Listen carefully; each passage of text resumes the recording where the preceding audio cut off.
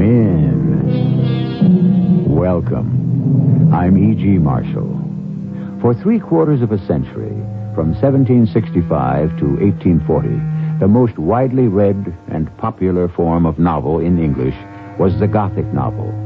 One critic and pundit wrote, "Of all the various kinds of superstition which have in any age influenced the human mind, none has operated with such power as the Gothic. Even the most enlightened mind, the mind free from all taint of superstition, involuntarily acknowledges its power." Here is such a story from that very time. Well, Uthor, are you ready? Ready for what? To be dragged down to hell like me, unshriven? Oh, take me, but spare my son. I spare no man in the DeLacy family. Never. Never till the last is wiped out and I can rest at last. Come.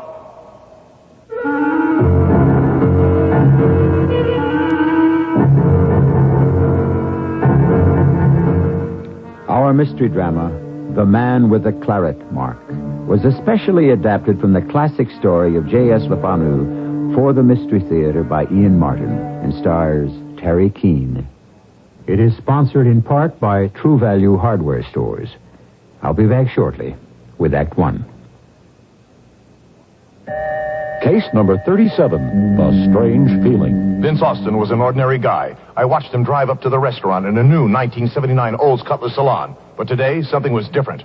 As he walked in, he was somehow changed. How are you? Me, I'm as fit as a new derby. What's on your mind? I don't really know. I feel good. So what's wrong with that?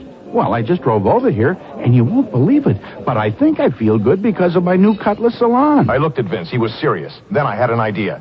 Excuse me, I need to make a phone call. Instead, I hurried to the parking lot. There it was, the Olds Cutlass salon. Inside, plenty of leg and headroom. Outside, salon was lean and trim, and it had the available diesel V8. I could see it was a car full of good ideas. I rushed back inside. Vince, I'll confess, I didn't make a call, but I know what's happened to you. Yes? You've got that great Olds feeling. It's all because of that new Cutlass salon. You're right. How can I ever repay you? Well, you could drive me down to your Olds dealer so I could test drive an Olds myself. Discover that great Olds feeling. Take a test drive today.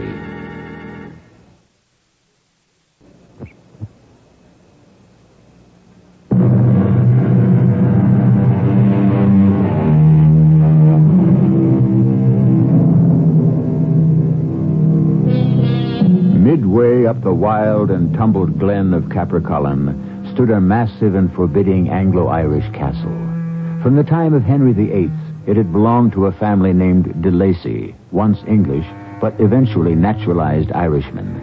In the patent from the king which granted the castle were also the rights to a wide territory embracing all 3 surrounding counties. 2 things brought the great and proud family of DeLacy to disaster: their part in Irish rebellions against the English, and a dread curse. But let the last of the DeLacys tell the story for us. I sit here quietly in my cell, telling my beads and waiting for death. I look back down the long vista of my life and of my family history, and I see now that it was God's will, and I am to be the last of the DeLacys. I will never carry my family name into the next century. It will die with me before the 1800s can dawn. Let me tell you why. And I must go back to nearly the beginning of the century to do so.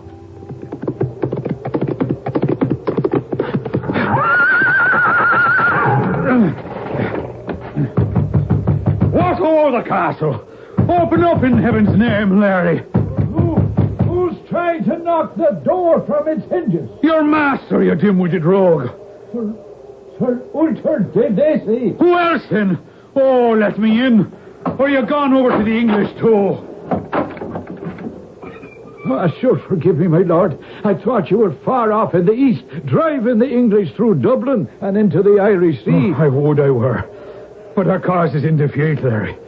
The back of the rebellion is broken. Unlike all true Irish who raise the colours, I'm running for me life. Oh, should I get the boy dressed to travel? And will you take me with you? Where should it be, my lord? To France again, then? I'll never make France. I've taken a sore wound.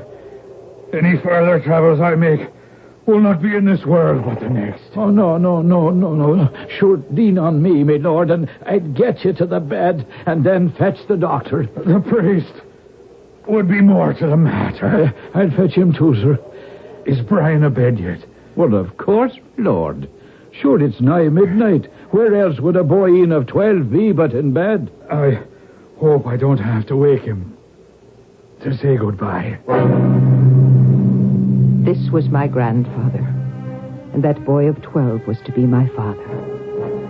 I can relate these events only because they were to be told to me and my sister years later by that same manservant, Larry Sullivan, faithful to the DeLacy family for all of his long life. But I remember so well, the first time Larry told me of my grandfather's death. And I can still feel the chill run down my back. For the old man made it seem so real that ever after I felt as though I had actually been there at the strange and fearful passing away.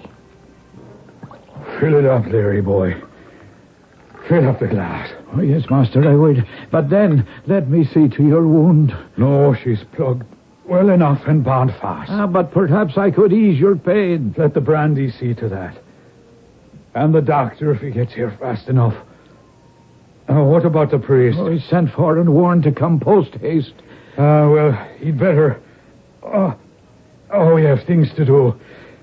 In my desk drawer are some keys. Get them. Yes, my lord. These keys, sir? Yes. And the second one on the ring.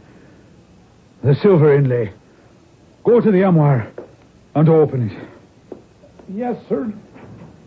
Now, behind the right-hand door, on the shelf, a black japanned box, some 12 inches long. I see it. Bring it to me. And with it, a strong box that rests beside it. These are what you wanted. Yes. Put them down on the table, beside the bed. Now, listen. Listen to me close. For I have much to say, and I fear little time. The English will be after me sooner or later. For my part in this rebellion, all my estate shall be forfeit. But Ireland will rise again. Perhaps. Perhaps, Larry, but not in my lifetime. Now, give me the key ring. Here you are, sir. Now, this one. This one for the strong box. Here, open it. Those papers there. There. They're the title deeds to a small estate in County Clare, which my son Brian may lay claim to when he's 21. It was his mother's, God rest her soul. And glad I am she is gone, not to see this sad day. Well, the English cannot touch her holding. But I'm sore afraid in the heat of the moment they might do my son some harm. Not so long as I have breath in my body, your lordship. I know, Larry. But it's not safe for you here. Any of you. I want you after my death to disperse the servants. And I beg you of me to take my son to safety in France until he is old enough to return to Ireland to claim his rights. But you're not going to die. Oh, suppose I don't. I will need you to help me get away with you. Pegeen will come too, eh? Wherever I go, my good woman follows. She's as faithful to both of us as I am to you and to her. Then that is settled. In the strong box is enough gold to keep you safe enough for the next 10 years. Now, my lord, will you lay back and rest whiles I see to what's happening with the old priest and the doctor? No, Larry. There is more. The worst and the most important of all. Hand me the little japanned box. There it is, then. You see what's inside of it. A folded paper, very old by the look. And a picture like a wee painting of a man, full length. They call it a miniature. Well, look well on his face and all of him. Oh, sure, I don't know what, but there's something about him to give a man the horrors. Aye. And any son of the DeLacy family in particular. I know what it is and all. That birthmark there by the side of his eye, would you think, maybe? Aye, the man with the Claret Mark on his face. Remember him well, Larry. And be sure you show my son this man when he is old enough. Prepare him to shun him, should he appear. Particularly if he should marry, and to guard his children against him. He's taken us all. Oh, but help Brian. Help him avoid the curse. What curse, sir? The curse of the DeLacy's for 200 years. It's all written. Your Lordship, Master, what is it? Well, Ultor, are you ready? Ready for what? To be dragged down into hell just like me, unshriven, in all my sins, without mercy. Oh, take me, but spare my son. I spare no male issue of the DeLacy name. Never more, into all eternity, until your family is wiped out, and I can rest at last. Come. No. You have no choice. No! No! Oh, Master, your Lordship. Oh, the saints defend us. He's dead. With no priest to cleanse his soul. Dear Lord, protect me and his boy Brian and all the heirs to come. And help me to protect them from whatever fiend from hell is looking to claim them. So died my grandfather. Larry and Pegeen brought away the boy that was to be my father to France. The years wheeled by, and my father came back again to Ireland with Larry and Pegeen when he was 21 to claim his estate in County Clare. Well, Larry, after looking at the castle, which I hardly remember, this is a poky little place, all right. Oh, no, then, your Lordship, 'tis not so bad. After what we've been through in France the last years or so, 'tis a palace for sure. Oh, will be, Brian. I mean, your Lordship. Once I get my broom into the dark corners. What would I ever have done without the two of you, Pegeen and Larry? Why should you dedicate your lives to me? Because we love you, your Lordship. No, not Lordship anymore. Just plain Brian DeLacy, last of the line. The noblest line of them all. You could be right. What I should do is start to work and restore all our ancient estates. It's a little hard to do that since the British hold them all. At least we're back on the sod where we all belong. But have we enough money to be able to sustain life? Well, now, the exchequer is getting a little low. But we'll be off to farm the land here and get into a little fishing and what I wouldn't call poaching, because sure it's Irish land we'd be taking the deer off, and one way or t'other we'll not do so bad. Well, what about me? I know nothing of farming or fishing. What'll I be after doing? Acting like what you are, after all. His Lordship and a gentleman, with us to serve you. Oh, no, I'm of age now. And there's been enough of that. The trouble is, the times have made someone like me a drone. As I see it, there's only one thing for me to do. I can try to marry as well as an impoverished nobleman can. Marry you should, Brian. But let it be for love. The rest will take care of itself.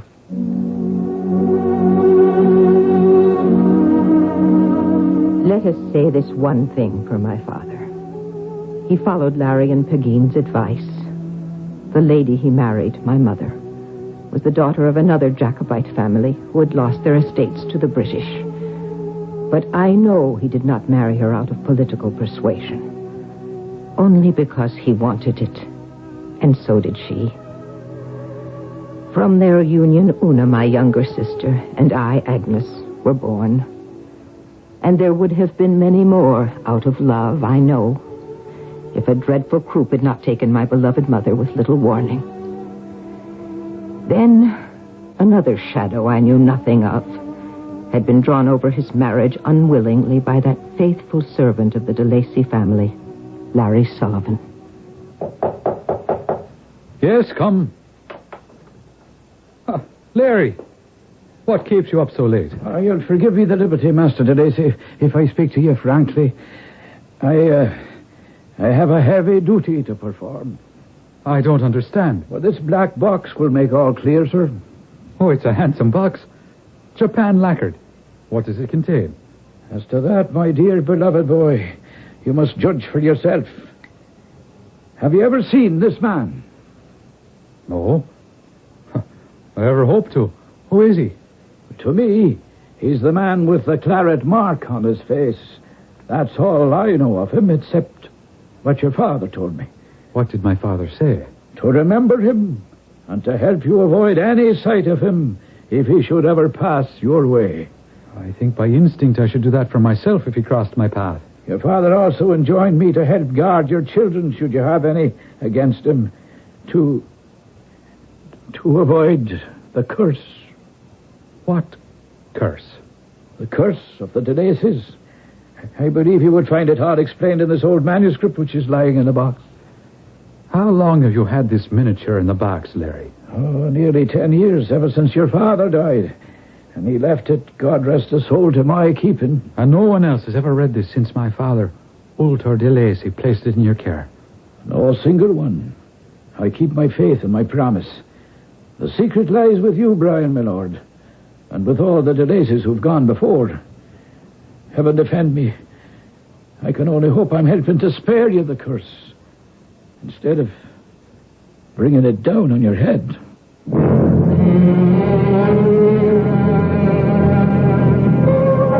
Who is the man with the claret-colored birthmark on his face? When did he live? How did he die? What does that mysterious black Japan lacquered box contain besides the miniature of the man? And what is the curse that haunted the DeLacy family for over 300 years? I shall return shortly with Act 2. You ready? Ready. I'll say Goodyear. I'll say tires. Uh-oh. What? Well, whenever you say Goodyear, people think tires. Even though Goodyear does service on all kinds of cars. Somebody should tell people about that. Yeah, how? Carrier pigeons. Messy. We'll drop leaflets. Litter. Letters. Listen, why don't we just tell people to go to Goodyear for car service or repair? Goodyear for car service. Fortune cookies. Crummy. Get a front-end alignment and tire rotation for just $15.88 for most American cars except front-wheel drive. Price is slightly higher in California. Call your Goodyear service store today.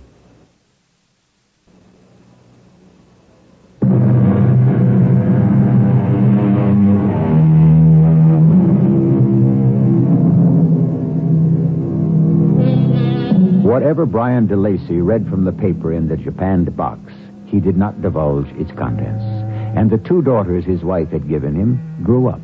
Agnes, dark-eyed and dark-haired, grave and sensible, designed for the convent.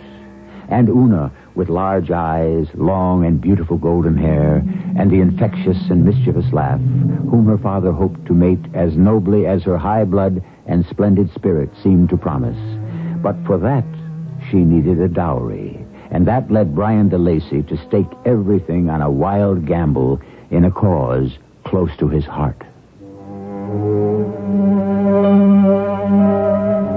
I was 23, and Una was not yet 20 when the rebellion of 45 came.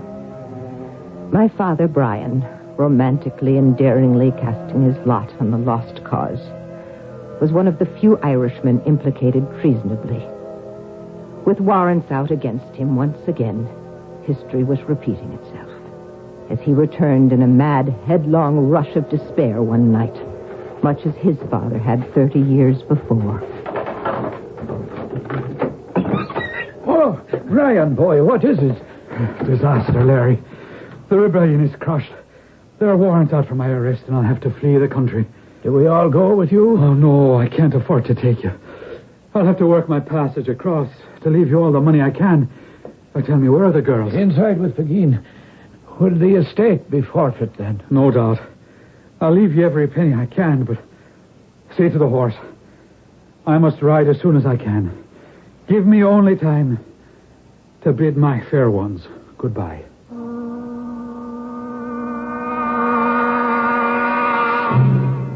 There are only so many events in one's life that are burned into the mind, etched so deeply that one can never forget the slightest incident, the most trifling expression of feeling or movement. That day, we had to bid our father what might be goodbye forever, was one of them. But with the help of our beloved Savior, we found a way to rescue something out of the disaster. It was dear old Larry who found the solution. I'm sure the estate will be confiscated, just as my father's was by the English. Where shall we live, Father? If we've no place for our looms or our spinning wheels, how shall we exist? Can we not go to France with you? I would that I could take you with me, children. But we're destitute. My only hope is that with my family connections, a magnanimous king in France will aid my cause. Or if not, provide my daughter with a husband of rank and position who will rescue you all. Not me, Father.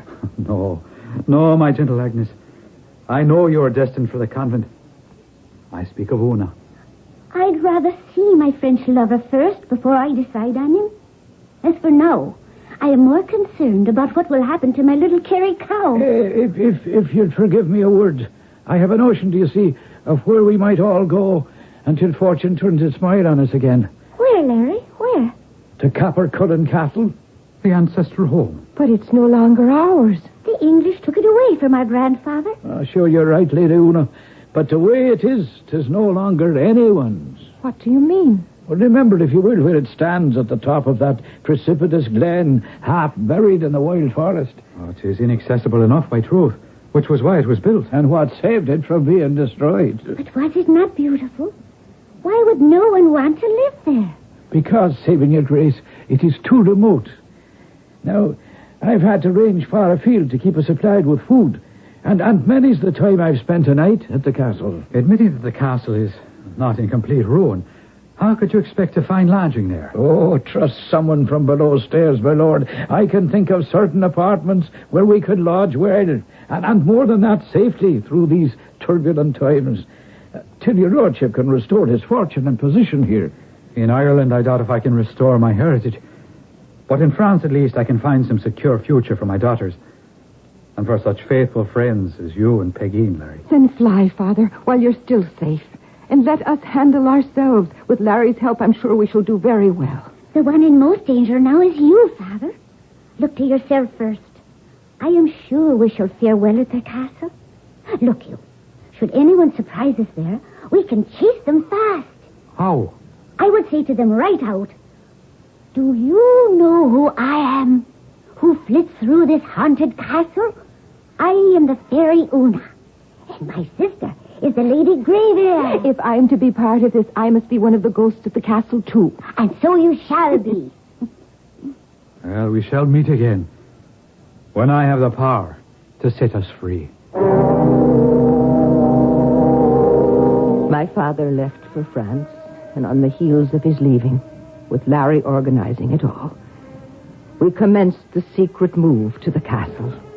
Day by day, week by week, taking what furniture and possessions we might from the cottage in County Clare to the remote and inconspicuous part of that huge, rambling castle that was to be our home for all the foreseeable future. And in very truth, as Una had said in jest, in that year that followed, we did become the fairies of the castle. Thanks mainly to an incident that happened shortly after we had taken up our abode. Oh, Una, what is it, my boy? And why are you crying? I am not crying. I'm laughing at him. He was that funny. Who was? A little boy. He said his name was Sean Mulryan, and he was the only one who didn't escape when the Pooka appeared. What Pooka? Me, the queen of the fairies. A banshee, a leprechaun's doxy, or whatever they thought me. Sure, they didn't realize I meant them any more harm than they meant by stealing up here. What were they doing here? But they were up in the glen on a ramble, picking berries. And they must have seen a light streaming from our window. What would boys do but want to explore? I heard one of them whisper, Look, this is a Pooka's tower. I was just coming for milk and the little Kerry cow. So for the fun of it, I stepped up on a high rock and let out a wail any banshee would have been proud of. They started like chickens before a highway coach. Only Sean fell down and was dazed away. And I was sorry and went to him. You shouldn't have done that. No one must know we're living here. Well, no one will find out from now on, I'll warrant. What do you mean, Una? When I saw the child wasn't really hurt, I put the fear in him so deep he won't return. Or anyone else from the village. We can hide in peace, knowing that everyone about here considers this castle haunted. From that day forward, no one dared approach the enchanted castle. Whether we were considered half imagined and half real or totally unreal, Pegeen and Larry, my sister Una, and myself were left alone, avoided like the plague.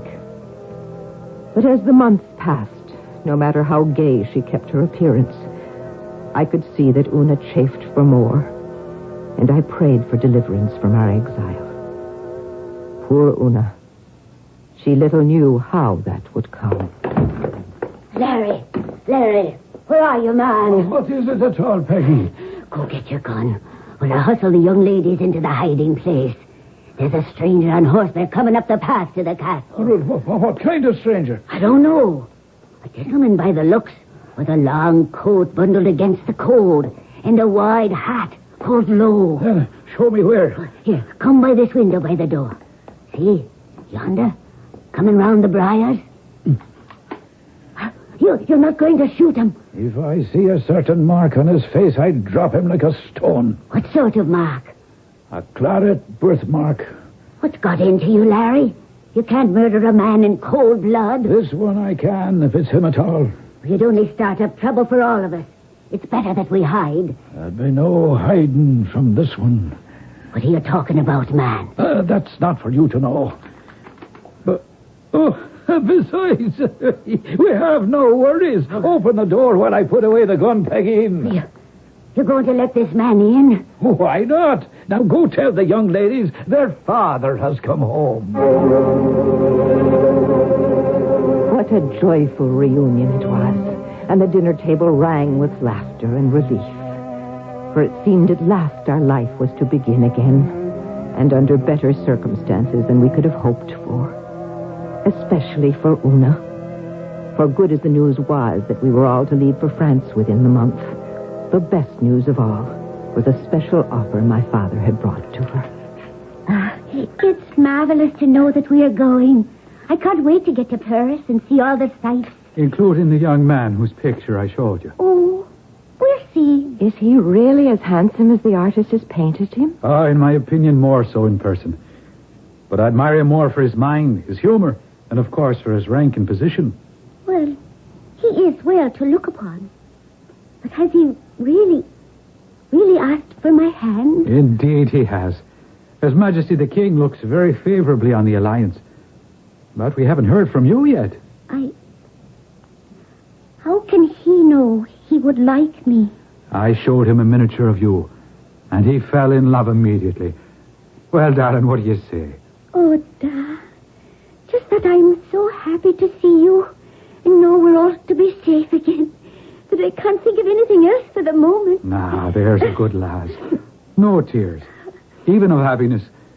It's late and time for bed and sweet dreams for all the DeLacy's. For sure, our troubles are over at last. What was that? I don't know. It sounded like Pegeen, and something that has frightened her half to death. So it appears that the doomed DeLacy family's troubles in the midst of this joyous reunion are not yet over. What terrified Larry's wife so much that she screamed aloud? No human agency, surely. Is it possible that Brian's return to his ancestral home has somehow started a ghost from the grave? I shall return shortly with Act 3.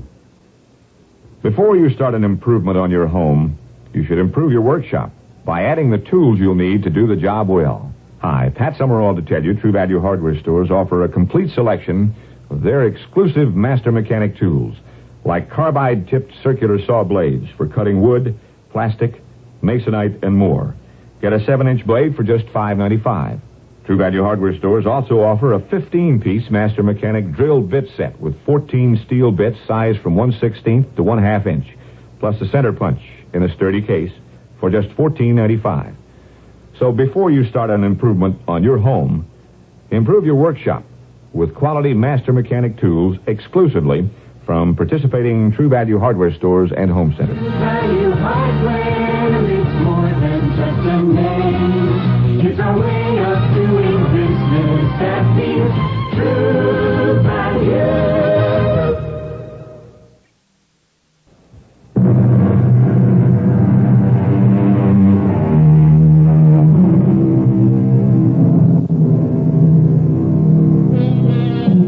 In the midst of life, we are in the midst of death, the Book of Common Prayer informs us. Or, if you prefer, Thomas Gray's quote is just as apt. Sorrow never comes too late, and happiness too swiftly flies, which is the lot of all humankind, and especially at this moment of the DeLacy family. What specter rising from the past has temporarily scared poor Pegeen Sullivan so out of her wits that she can hardly get the words out to report to all of them what terrified her? Oh, sweet Mary, may she defend me, sir. But 'twas that devil himself. What devil, Pegeen? The one with the mark. I saw him by the light of the full moon, plain as plain. Tall and thin and ungainly as a stalk, with a Spanish cloak about him and faded old red stockings. Everything about him was long. His hair, his arms, his fingers, and his droopy nose. And the worst of all, on his sickly white face, a great purplish stain all alongside one eye. The man with the Claret Mark. Well, how could you know about him? Larry told me. Larry, you didn't keep the faith. It wasn't like that, sir. Indeed it wasn't. It came out by chance, do you see, earlier on this evening, just at dusk, when you came back unexpected. Well, I think, Peg, maybe it was just a vision came to you. For certainly Larry and me hunted for him high and low without a sign. It might be that, sir. My old eyes are not what they were. I suppose I'm just a foolish old woman. I'll be away to set my little one's fears at rest. But she won't set our fears at rest, will she, Larry? Oh, I'll wager he's back to claim me. No, there's no reason to think that. Oh, every reason. You haven't read the curse. I have. I'm the last of the DeLacy line. So perhaps I can buy peace for my daughters. Let him take me if he must. Come, Larry. We must sit down and allow me to give you instructions on exactly what to do in the case of my death. Una and I had been reassured by Father that the strange specter Peg thought she had seen had just been an illusion. So, after we were over our first fright, we had retired to our bedchambers where Una was full of excited prattle about our coming trip to Paris and the man to whom she had been promised. He is most handsome and of such a noble line. And I am sure you will find happiness with him. I feel afraid. Of what? I don't know. Shadows gathering in the corners. That strange man Peg spoke of. Oh, Pegeen is old and superstitious. It's full moon and foolish times. She had an hallucination. So sharp, so clear. That horrible man with the birthmark. Ah, so much of what we dream is remembrance of idle talk. Forget the man with the birthmark. He's only a dream to begin with. Some 6th or 7th sense, whether just from within me or passed on to me from the Lord himself, told me that again our family was cursed with disaster. And the only way I knew to prevent it was to go to my father. Agnes, my dear, what is it? Somehow this man who frightened Pegeen has terrified Una. What? But how could she know about him? Do you believe in visions, Da? No, nor in superstitions either. I don't mean superstition. My beloved father, I have had visions which have called me to the holy order I hope someday to be part of. But those are happy visions which lift and sustain me. Una's are different. How? I hesitate to tell you, or rather perhaps don't know how to explain. She has become haunted with this vision of the man with the claret mark on his face and feels drawn to him as if she had a call. But why? The man is hideous to behold, and he has no claim on any but the male line. I tell you, Agnes, I'm glad that today I want to make arrangements for us all to leave Capercullen tomorrow. It was a mistake to return. Did you really think you could escape me? Roderick O'Donnell. That same who has come to collect all the DeLacy menfolk when the time has struck. By damn, you'll not take me. I'll run you through, you dog. No harm can you do me, Brian DeLacy. Your family harmed me sound enough those years agone. And I have had my revenge and will have it till the last of you is gone. Oh, take me if you must, according to the carts, but spare my daughters. The one with you is safe. I could not touch her, and since she is destined for the church, I need not. But the other... Una. Not my little Una. How can she be part of the curse? She is to be married, and can she not bear a child and start the DeLacy line again? No. I'm tired. It is enough. We will end all here. No. You can't. Father, what is it? Larry Pegeen, what keeps you? Come. Did you see him? See who? The man with the Claret Mark. There was no one here. Did you not see me try to kill him? You drew your sword and as if in a fit lunged at empty air, but... You did not see him with his sarcastic leer, his drooping nose, the great purplish stain spread across his face. The man Peg thought she saw. Who is he, Da? Too late to tell. Larry, ask him for the Japan box and...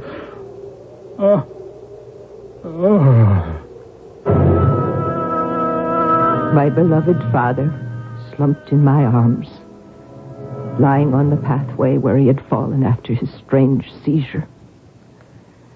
By the time Larry and the others had come running in answer to my call, the life was gone from his body, as if it had been stolen. Una was inconsolable and took to her bed, mercifully lulled to sleep by some peasant drug of Pegeen's. And I was left to face with Larry the truth about the curse on the DeLacy's. The strange history of the circumstances of my grandfather's death and my father's were made more clear. Your grandfather placed this same Japan box in my hands and showed me the full-length miniature it contained. But as to the paper with it, I never could read, so I know not what it contains. Give it to me. Here. A.D. 1601, in the month of December, Walter DeLacy of Capercullen made many prisoners at the ford of Abington, Irish and Spanish, among them Roderick O'Donnell, arch traitor to the cause. Claiming kindred with the DeLacy's, he sued for his life, snuffling and begging and offering great ransom, but was instead put to death on the gallows. But as he mounted the steps thereto, he swore that though he could cause them no evil before his death, he would assuredly after it, until he had wiped the name and family of DeLacy from life and hope of life hereafter, taking them all unshriven as he was taken.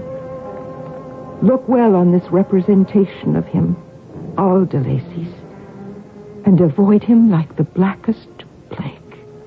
Oh, sure. The man is the devil incarnate. It would seem so. But at least his deviltry is done with now. There are no DeLacy men left to wreak his revenge. We are not burnt out yet. There is still Una and myself. The house of DeLacy is not dead. But you are women. Surely the curse will not work against you. Not me. But Una, someday she could have a son.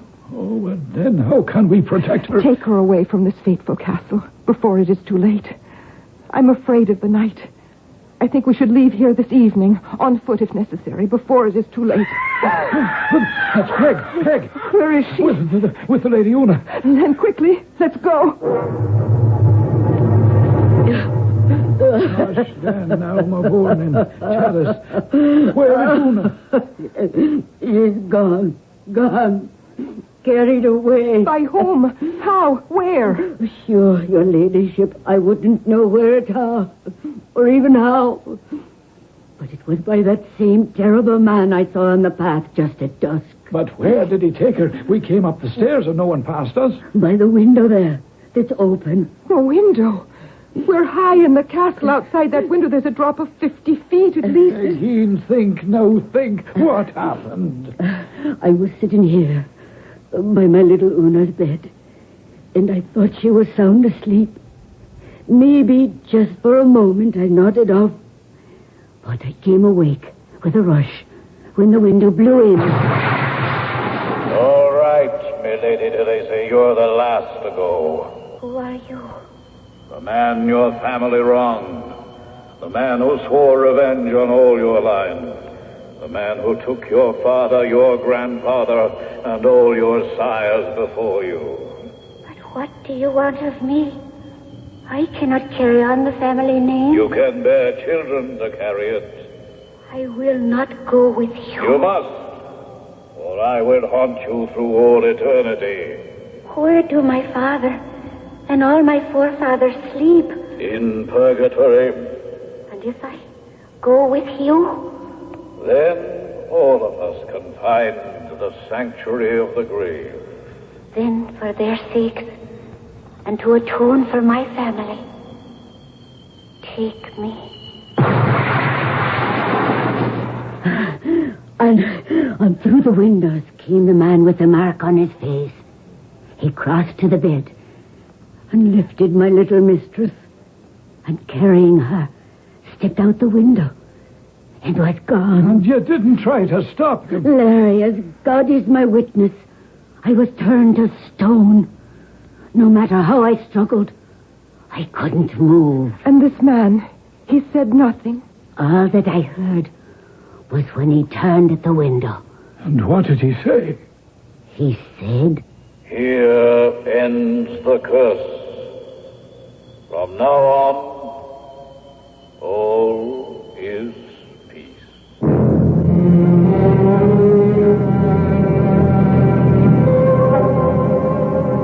That was many years ago. I thank my good Lord I had the convent to heal the scars in my heart. I have prayed every day for my lost family, and I feel sure deep within me that heaven has welcomed them in.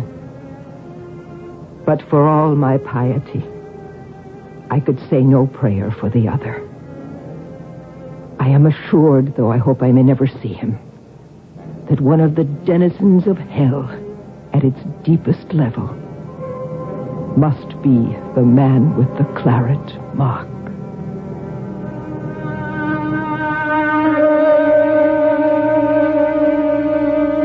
A melancholy tale.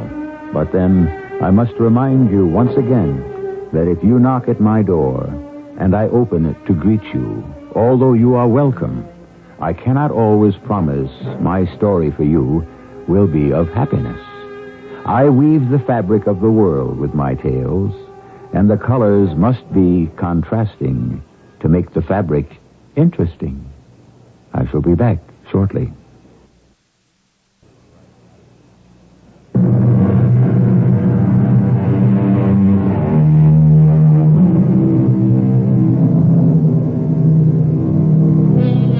I hope I haven't depressed you with this story. Please don't relate it to yourself. or have any superstitious fear that some dread curse may ever descend on you. That is, if your conscience is completely clear. Remember Proverbs 26, verse 2. As the bird by wandering, as the swallow by flying, so the curse, causeless, shall not come. Our cast included Teri Keane, Lloyd Battista, Evie Juster, and Ian Martin. The entire production was under the direction of Hyman Brown. And now, a preview of our next tale. It was his fault. He stepped in front of me. And now they've got a witness. That is all I need. Were you aware of a witness? Yes, I suppose. I received an impression of someone standing there. A man or a woman? It could have been either. I think it was a woman. Well, what do you want to do? What do I have to do? Well, a witness. What does the witness have? If the witness had the license plate, then we're in trouble. Paul, why didn't you stop? Everyone would have recognized. Okay, but at least they'd say you're human like everybody else. Well, you had an accident like everybody else. It didn't have to be the end of the world. But Violet was in the car with me. This is E.G. Marshall inviting you to return to our Mystery Theater for another adventure in the macabre. Until next time, pleasant dreams.